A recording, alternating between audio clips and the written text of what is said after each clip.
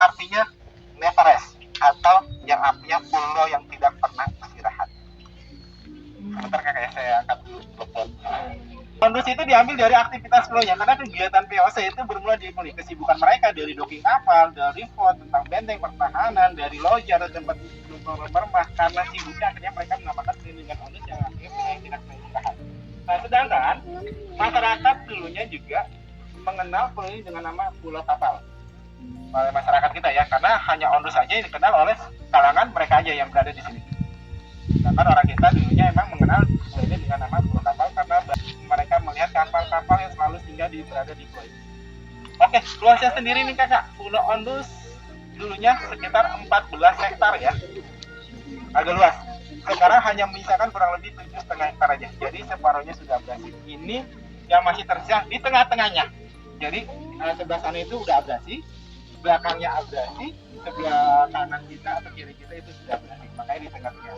Yang sekarang ini mereka fungsikan tahun 1911 sampai 1933 difungsikan sebagai tempat karantina haji. Nah, jadi bangunan-bangunan sekarang ini di peristiwa karantina. Baliknya haji itu harus melalui pulau ini. Nah, setelah mereka melaksanakan haji, sebelum mereka dipulangkan harus dikarantina terlebih dahulu, baru dikasih baju haji, lalu diberikan gelar haji. Nah, makanya haji itu dia bermula di pulau namanya untuk menandai dari kalangan agamis kita. Nah, itu sebenarnya seperti itu. Karena selepas mereka sudah pulang, bisa terlacak dampak adakah penggerakan atau gesekan untuk perlawanan dari Hindia Belanda. Oke, gak usah serius-serius ya, kita lanjut. Koleksi atau display yang sudah disajikan ya. Yang penting kakak semangat semuanya. Yuk, semangat. Semangat. Kita lanjut lagi. Kita langsung aja ke dalam yang sudah disajikan. Ya. Apa ya? Pawar meriam ya.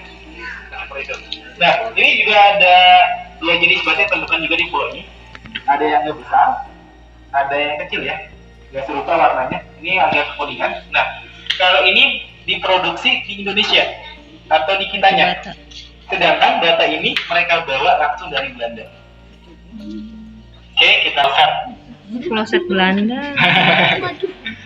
Ya, kita lanjut lagi. Nah, seperti ini. Udah abrasi ya? 17 sebelum ya, abrasi. Jadi, sudah abrasi. Sebelum abrasi secara besar-besaran ya.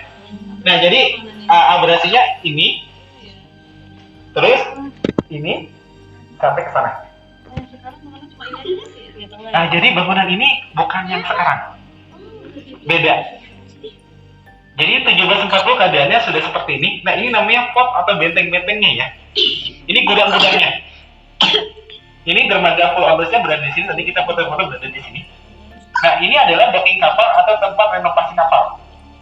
Nah, ini mereka bangun kincir angin karena kincir angin tersebut fungsinya sebagai penggerak alat bergerak. Seperti ini ya, tahun 1827 atau tahun 1828. Nah, itu kan 1470. Nah, hancur kemudian dibangun kembali 1827. Nah, selesainya 1828. Nah, keadaannya sudah seperti ini. Zaman di Ponorogo. Nah, kenapa Pak bangunannya lebih padat? Karena mereka tambah fungsinya sebagai tempat pangkalan militer. Makanya ini adalah asrama-asrama militer mereka. Nah, jadi tetap sama ya untuk dermaga Pulau Ondus yang pernah mereka bangun sebagai tempat karantina haji yang tersisa keadaannya asrama haji. Nah, jadi ini adalah barak-barak hajinya atau asrama hajinya. Mereka sudah membuat sebanyak 35 barak karena satu barak ini isinya 100 orang. Jadi pulau ini bisa menyanggupi mengkarantin jamaahnya sebanyak 3.500 jamaah haji di sini. Khusus Jawa Bali. Nah, kita berada di sini kakak. Ini rumah dokternya. Rumah sakit hanya secara rontoan berada di sini. Tadi kita foto-foto berada di sini. Oke, jangan tanya warung ya. Bahkan sampai sebulan. Di sini sebulan. Iya. Berapa lamakah proses untuk bolak-baliknya untuk melaksanakan haji dari Pulau Ondus? Butuh proses paling cepatnya 6 bulan. 6 bulan sampai Arab ya? Enggak, itu udah bolak-balik. Oh, udah bolak-balik. Lamanya itu setahun. Subhanallah. Karena ada informasi yang menyatakan untuk bayaran mereka satu trip ya. Nah, maksudnya dari Ondus ke Saudi Arabia itu butuh proses dalam kapal itu perjalanan ada mencapai 3 bulan. Seperti itu. Oke, lanjut kita kondisi asrama haji zaman dulu. karantina haji tuh. Selama haji zaman dulu. Pakai baju. Iya, makanya kayak dulu yuk. Iya kan cuman Nggak mau. Kita tahu kan kenapa kok hanya bangunan rusun aja yang berada di pondok yang masih terbuka. Jadi gini, historis kenapa kok adanya atau peninggalannya itu hanya sisa bangunan yang terbuka.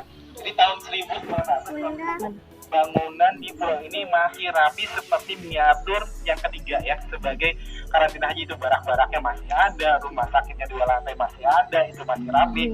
Jadi difungsikan oleh pemerintah sebagai sanatorium di bawah Departemen Kesehatan. Jadi orang kita yang kena penyakit kusta, lepra, TB, kan adanya pembongkaran secara besar-besaran, bata-batanya diambilin. Sampai bata Pokoknya semuanya, alhasil hanya seperti ini aja yang masih tersisa. Sayang ya kakak ya, tempat untuk cuci bajunya. Jadi laundrynya di sini dulunya, itu ya? di masa karantina haji. Jangan beranggapan dulunya ada mesin cuci bahkan, atau ada kiloan ya, yang sekali Jakarta tuh udah dikira. Kita lihat aja yang mau tahu produknya di situ. Nah itu untuk penampungan air bersihnya, dan juga lantainya itu seperti ini nggak ada perubahan. Oke ya. Dari dulu ya. Ada yang mau ditanyakan? Jangan beranggapan ada ya hasilnya. Meskipun hanya sisa-sisa runtuhan aja atau foundasi saja. Jadi panjangnya 30 meter, lebarnya 6 meter. Jadi satu barak ini itu 180 meter. berisikan 100 orang. kayak rumah panggung gitu. Enggak. Ini apa? Tempat Jadi, tidur. Tengah-tengahnya ada tiang karena sistem di dalamnya itu ranjang atau Ranjang. sebagai tidur. Bukan rumah panggung ya, hanya saja sistem di dalamnya itu untuk tidur itu ranjang. Kalau Ruang bawah tanah buat apa ruang bawah tanah? Jadi ada yang mengklaim sebagai bunker lah atau penjara kah. Namun saya garis bawahi ini sudah teliti keadaannya. Main aja kita orang udah pernah diteliti pengen dibangun. Nah, jadi untuk barak hajinya itu seperti ini. Jadi sisi luar.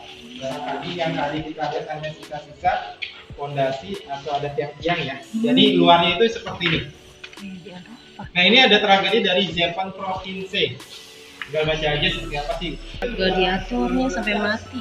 Sama juga di Ondos. Untuk mendapatkan jatah makanan mereka ambil. Ini tempat ngadinya sih. Mengurangi logistik atau makanan dan juga untuk permainan dan hiburan mereka. Dan seperti kita yang lagi ini mengadakan cara menjalankan. Oke, sekarang banyak produktif ya. Mudah-mudahan juga ada yang 5 tahun, 24 tahun, 26 tahun, yang paling tuanya itu 42 tahun. Kenapa di usia muda banyak yang meninggal? Karena ada wabah salah satunya penyakit lepros atau penyakit stroke, dan juga DBD. Dan juga ada di dalam tanah di pulau ini namanya ada blue flood atau tanah yang sendiri. Nah, kalau misalnya tanah yang sendiri itu dibuat di jana atau dibuat macam Lagi. minum atau tempat untuk alat-alat masak, itu gampang menjadi penyakit. Hanya ya ada blue flood di sini, makanya bisa tanah yang sendiri. Oke, kita masuk ya. Kerajaan Belanda itu punya juga status sosial ya. Makanya kalau Belanda sendiri identik dengan statusnya lumayan bagus. Sultan. Ya mungkin sultan kalau sekarang ya. Nah, kalau ini biasa aja ya kakak ya.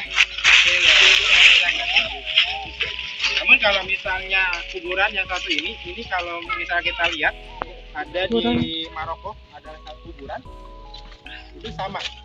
Karena ada makam yang ada di masjid, ada perisai, ada burung. Nah, juga kalau di Museum Prasasti juga ada perbedaan dari lama-lama keluarga mereka. Kayak ada pena kan Di dalamnya orangnya semuanya.